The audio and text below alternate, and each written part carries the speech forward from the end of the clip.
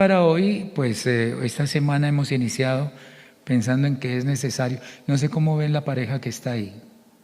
¿Tienen cara de evangélicos o no? Por aquí dicen, están peleando, no parecen cristianos. Pero mire que la falda de ella y el cabello, pues parece que sí es cristiana. Entonces, ¿por qué están peleando? De pronto es que es necesario nacer de nuevo. Y puede tener la moda que es para parecerse, pero de pronto no ha nacido de nuevo. Y nacer de nuevo, ¿por qué es necesario? Atención a la pantalla.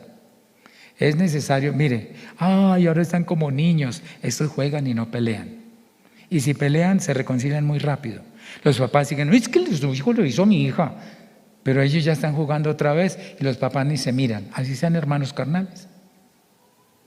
Entonces, es necesario nacer de nuevo, nacer del agua y del Espíritu para poder ver y entrar al reino de Dios. ¿Sí? Pero esto de nacer de nuevo, hermanos, no es algo que ya ocurrió y quedó todo listo. No, es simplemente el punto de partida. Es el punto de partida. Respondió Jesús y le dijo, de cierto te digo, que el que no naciere de nuevo no puede ver el reino de Dios. Bueno, leámoslo aquí todos. Juan 3:3, el que no naciere de nuevo no puede ver el reino de Dios. Y en el capítulo 3, verso 5, el que no naciere de agua y del Espíritu, con mayúscula, no puede entrar en el reino de Dios. No se puede ni siquiera ver si no se ha nacido de nuevo. Y por eso dice, pero ¿cómo así que tengo que sufrir? No, Señor, se supone que me tiene que aguantar porque Él tiene que amarme, pero es que usted tiene que amarlo. Entonces el amor es sufrido. El amor no busca lo suyo. El amor no hace nada indebido. El amor no guarda rencor. El amor dice, ay Señor, esa palabra está muy dura. ¿Sí? De manera que tenemos que pensar muy en serio. El nuevo nacimiento es una posibilidad completa, pregunto, me cuestiono. En el Antiguo Testamento, en el Nuevo Testamento, ¿nacer de nuevo era posible en el Antiguo Testamento? Bueno, no. En el Nuevo Testamento, sí. ¿Por qué? Porque la obra del Espíritu está completa. El Señor dijo, todo está consumado. Se terminó todo el proceso y llegó a la culminación de la salvación. De aquí para adelante, id por todo el mundo y predicad el Evangelio. Es decir, que el Evangelio estaba listo para poder salvar Dios a los hombres. Entonces, en el Nuevo Testamento, sí. Entonces, ¿qué pasó en el Antiguo? ¿Vivieron engañados? ¿No se podía? No, lo que pasa es que era otro trato que Dios tenía. Por ejemplo, hablar de un nuevo nacimiento, el nuevo nacimiento, hablando de un mundo nuevo. ¿Un mundo? Sí. Una cosa era desde Adán hasta Noé y otra cosa después de Noé. La tierra cambió, ya no había tropopausa de agua, ahora es solamente un corte de temperatura, pero en esa época se precipitó, inundó la tierra con el agua que salió de abajo. Murieron todos excepto 8 y con esos 8 se comenzó la repoblación de la tierra. Entonces podemos decir que es una nueva humanidad. Tanto que antes del diluvio no estaba autorizado comer carne, proteínas de origen animal. Después del diluvio se dijo, coman proteínas de origen animal. ¿Y por qué, Señor? En el siglo XXI habrá quienes les expliquen. Y los bacteriólogos de hoy nos pueden contar que la replicación bacteriana es beneficiada por la radiación ultravioleta.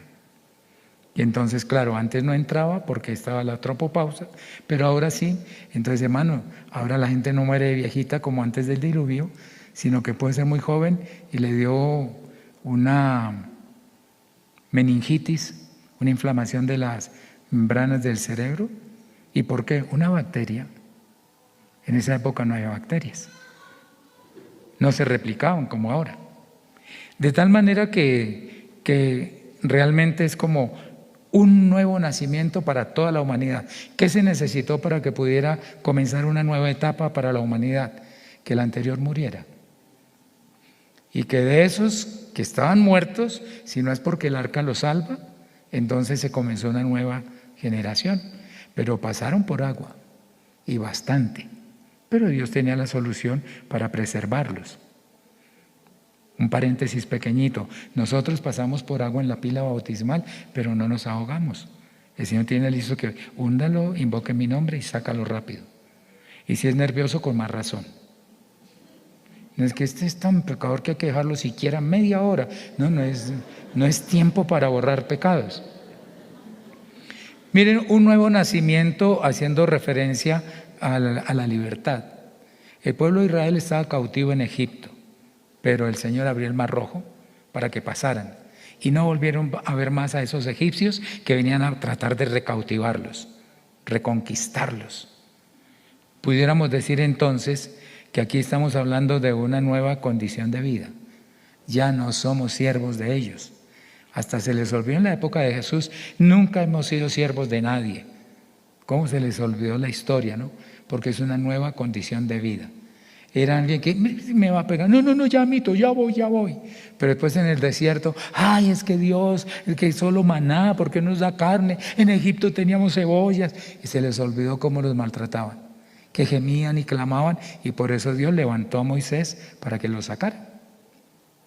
De manera que es una nueva condición de vida. Ahora viene la tierra prometida a tomar posesión como dueños de lo que Dios le prometió a Abraham y que Abraham recibió por haberle creído a Dios. Pero podemos hablar en el Antiguo Testamento, desde luego, del nacimiento como una experiencia personal. Aquí hay dos historias. Algunos de ustedes están reconociendo, esto ya lo hemos visto, sí, en el 2018. Gracias a Dios, no fue ayer, pero ya lo hemos visto. El nuevo nacimiento en el caso de Ruth, la moabita, fue una experiencia personal. Noemí le dijo, vete con tu hermana, con tu compañera, con la otra moabita, con Orfa. Pero Orfa dio la espalda y se fue. Lloró y, ay, suegrita, yo la quería mucho, pero es que de verdad, ¿qué voy a hacer yo allá? Extranjera y viuda en un país que no nos quiere a los que no son israelitas, no, ¿yo a qué voy? En cambio, Ruth le dijo, no, tu pueblo será mi pueblo, tu Dios será mi Dios.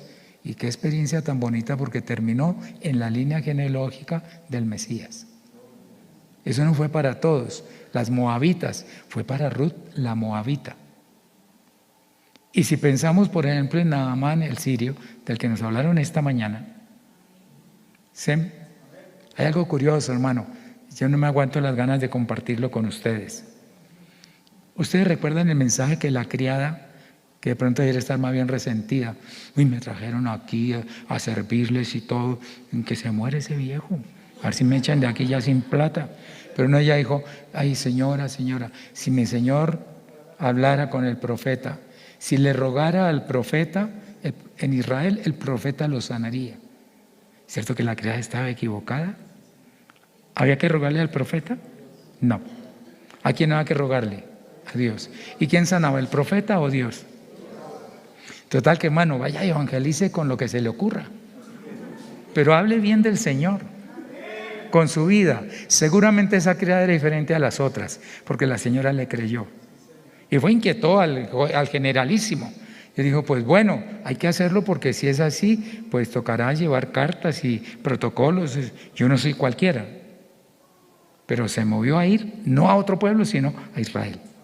Y fue a su señor, a su rey, deme cartas y esto, y él dijo, tranquilo, tome, vaya. Y esto, y yo le escribo al rey para que lo haga. Y pensó que eso era un asunto de gobierno. Y el rey de Israel, y mire cómo toma ocasión. ¿Acaso yo soy Dios para que sane a ese hombre? Claro, quiere que yo le diga, no se lo pude sanar, y entonces vamos a hacer guerra contra ellos. Y rasgó las vestiduras como indignación y humillación y dolor. Y el profeta le manda a decir, ¿y por qué rasgó las vestiduras? Mándemelo para que sepan que hay profeta en Israel. Es decir, que hay alguien que habla de parte de Dios. Y viene al profeta, y el profeta ni salió. Le mandó al siervo. Y el siervo dijo, pero ¿cómo así? Yo pensé que él iba a salir, que hablaba con su Dios, con Jehová su Dios, ponía la mano en el lugar y se sanaba la lepra. Pero ¿qué es esto de mandarme una razón?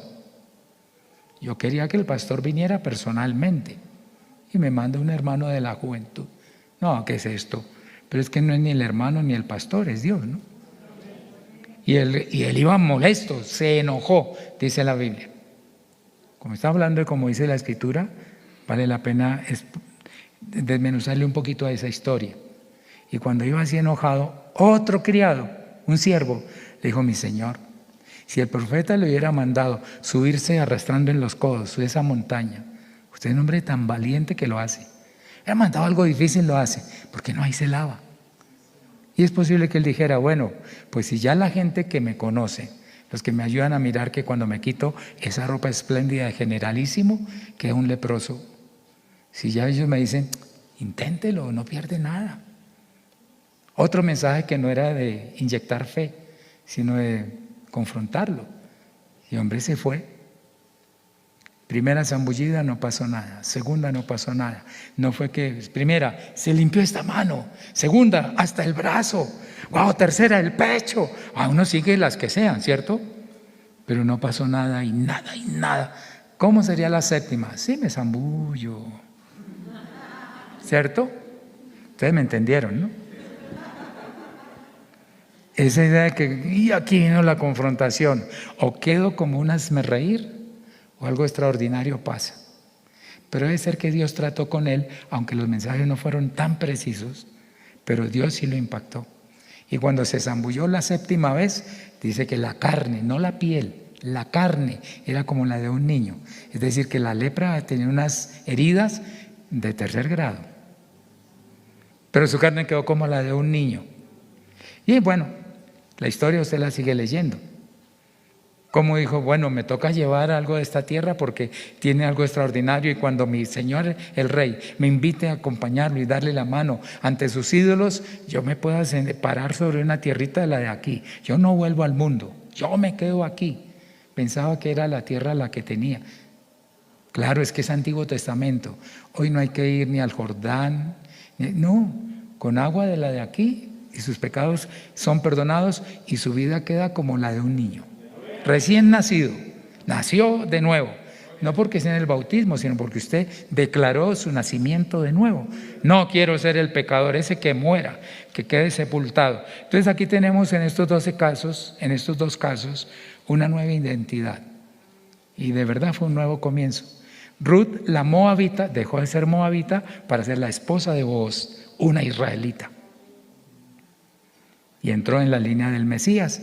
Y Naamán se fue convencido de que ese Dios de Israel es el Dios de verdad. El otro es un ídolo, pero igual mi función me toca acompañar al rey. Una nueva identidad. En cambio, en el Nuevo Testamento, ¿sí?, podemos encontrar nosotros el nuevo nacimiento, en el Antiguo Testamento ya tenemos algunos ejemplos como esos.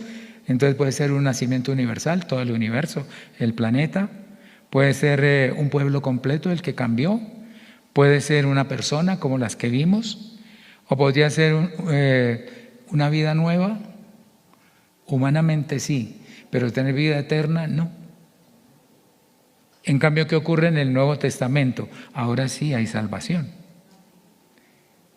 Cada hijo de Dios debe ser engendrado por la palabra. Eso quiere decir que si vamos a mirar la agencia divina y la agencia humana para que alguien nazca de nuevo, tendremos que decir: agencia divina es obra de Dios, y agencia humana, no hay un hombre que nos pueda hacer nacer de nuevo. Pero él me predicó, sí, y la iglesia lo va a llevar en el vientre como una gestación. La iglesia le va a colaborar, lo va a ayudar, lo va a comprender, le va a tratar de que no se malogre lo que Dios sembró en su corazón por su palabra. Pero el nuevo nacimiento es obra del Espíritu Santo. Mire que Pablo lo dice, y yo me pregunto si lo que vamos a leer es una figura paternal o una figura maternal. Hermano Pablo, ¿cómo así? No lo entiendo. ¿Qué quiere decir eso? Hijitos míos, por quienes vuelvo a sufrir dolores de parto. Si eso lo dijera Febe, bueno, o Dorcas. Sí, es una mujer, pero Pablo diciendo eso: hijitos míos, por quienes vuelvo a sufrir dolores de parto. hasta que Cristo sea formado en vosotros. Gálatas 4:19. De manera que nos preguntamos, ¿cómo así que Pablo, sintiendo dolores de parto, quiere decir que cada vez más intensos y cada vez más seguidos, hasta que al fin digo, Señor, te entrego mi vida? Ay, hermanito, gracias a Dios. Qué bueno que usted sufra por los que invite, a los que evangelice y los traiga, y no se conforme con que ahí les traigo, hermanos, cuídenlo, sino que usted esté siguiéndolo a él, y cuando ve que se bautizó, ve que recibió el Espíritu Santo y que el Señor lo sacó al ministerio, se puede decir, yo evangelicé a ese pastor, yo no me gané ni uno, pero él se ganó muchos. Gloria al Señor. ¿Quién engendra a quién? Aquí hay dos textos, el hombre o la mujer. En términos naturales, pues es el hombre el que engendra, la mujer concibe. Pero en la primera, los Corintios 4:15, porque aunque tengáis 10,000 años en Cristo, no tendréis muchos padres, pues en Cristo Jesús yo os engendré por medio del Evangelio. Cuando usted predica el Evangelio, está sirviendo a Dios para que Él engendre a una persona. Le dice, ay, entre los dos, tú haces lo que te toca, predica, que yo me encargo de convencer. Pero a veces queremos al contrario. Prédicale tú, Señor, tráelo y yo aquí lo convenzo. O la mujer puede engendrar. Pablo dice que de parto. Y ahora la mujer, ¿qué dice en la 1 Timoteo 2 del 13 al 15? Porque Adán fue formado primero, después Eva. Estoy leyendo ese pasaje. Y Adán no fue engañado, sino que la mujer, siendo engañada, incurrió en transgresión. Pero se salvará engendrando hijos, si permaneciere en fe, amor y santificación con modestia. Entonces las mujeres pueden engendrar hijos naturales, no, los conciben. ¿Sí?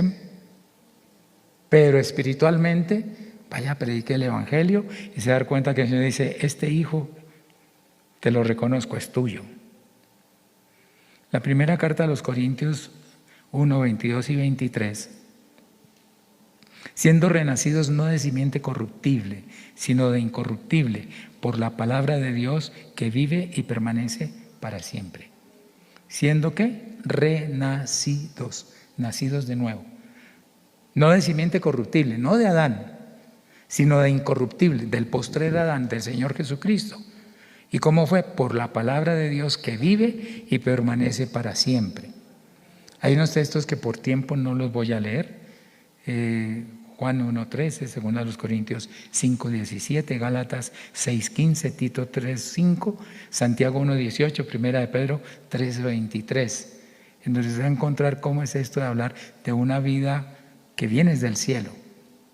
Entonces, hablando del nuevo nacimiento, es necesario morir al viejo hombre para ser una nueva criatura. Porque si usted no muere al viejo hombre, no puede ser una nueva criatura. No, es que yo quiero que muera esta parte, pero esta no, porque esta es chévere. Se dice, no, muere del todo. Yo no voy a reparar el barro que se echó a perder. El alfarero estaba trabajando, se dañó el vaso y no dijo, ay, voy a arreglarlo. No, toma el barro y vuelve y lo amasa hasta que pierde la forma que tenía y ahora sí puede hacer un vaso nuevo. Entonces no pretenda que el Señor le guarde cositas por ahí, renuncie del todo.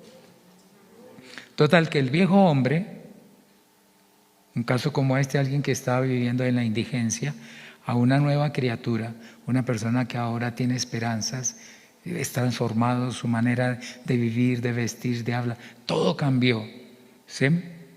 Entonces, ese viejo hombre tiene que morir. ¿Sí? Y la nueva criatura, pues tiene que cada vez ir creciendo más. El bebé nació. Ustedes vieron, esta mañana presentamos a Juan Salvador. A Juan Salvador. ¿Sí? El bebé. Ya nació, sí, claro, tiene 2 meses. ¿Usted qué dice? ¿Nació así de grande como está?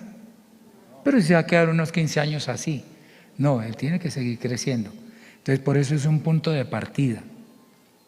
¿Qué representa esa nueva criatura, ese nuevo nacimiento?